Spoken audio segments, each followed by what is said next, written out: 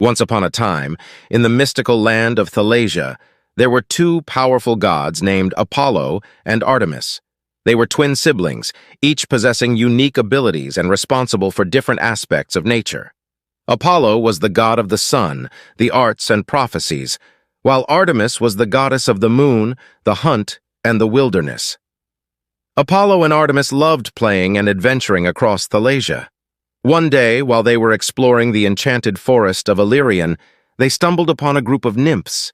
The nymphs were sad and distressed because their sacred tree, the Inaria, had fallen ill. This tree was an essential source of magic and life in Thalasia, providing protection and prosperity to all creatures. Deeply concerned, and with their unique powers, Apollo and Artemis decided to embark on a quest to find a cure for the Inaria tree. They knew they had to enter the realm of the mysterious king of the underworld, Hades, to find the necessary ingredients for the remedy. Hades was known for his reluctance to help anyone, so the task promised to be challenging. As they ventured into the underworld, Apollo and Artemis encountered various mythical creatures and faced daunting trials. In one dark cavern, they encountered the fearsome three-headed dog, Cerberus, who guarded the gates of the underworld. With Apollo's gift of music, he played a soothing melody on his lyre, lulling Cerberus to sleep.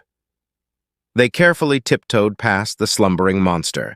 As they continued their journey, they found themselves in front of the river Styx, which separated the mortal realm from the underworld. Charon, the ferryman, stood before them in his skeletal boat. Charon agreed to bring the twins across the river, but in exchange, they had to answer a riddle. Artemis, known for her quick wit, solved the riddle by using her knowledge of hunting. Finally, Apollo and Artemis reached Hades' grand palace. They knelt before the king of the underworld and presented their plea for assistance. Hades, intrigued by their courage and determination, agreed to help them. He revealed the location of a rare flower growing in the darkest corners of the underworld. This mystical flower possessed the power to heal the Inaria tree. With the flower in hand, Apollo and Artemis swiftly returned to the nymphs and the ailing Inaria tree. They carefully crafted a remedy using the mystical flower's essence and sprinkled it onto the Inaria. Suddenly, the tree began to shimmer, radiating wit. As time went on, the legend of Apollo and Artemis grew, captivating the hearts and minds of Thalasia's inhabitants.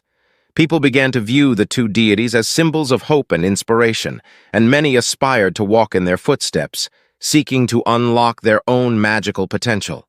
The siblings, recognizing the yearning of their followers, decided to establish a school of magic at the heart of Thalasia. The school became known as the Surya Academy, named after the sun god Surya, who had once blessed Apollo with his divine bow. At this academy, young witches, wizards, and warriors gathered to hone their skills and embrace their connection with the enchanted world. Under the guidance of the Surya Academy, Thalasia witnessed a renaissance of ancient wisdom and arcane arts. The Inaria tree, the source of Thalasia's magic, grew stronger and more radiant as it absorbed the positive energies emanating from the Academy's diligent students.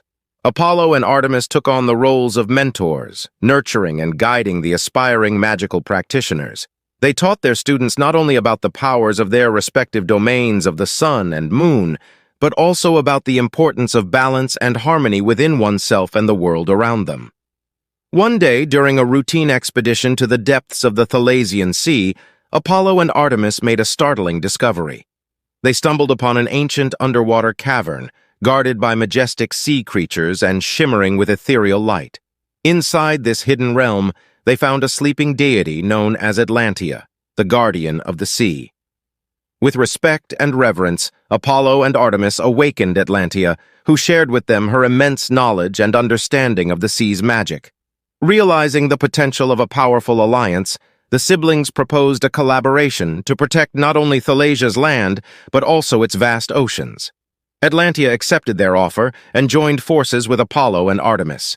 Together they forged an unbreakable bond, dedicating themselves to preserving Thalasia's entire ecosystem.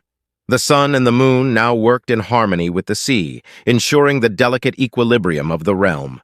News of this legendary alliance spread far and wide, strengthening the belief in the power of unity and cooperation.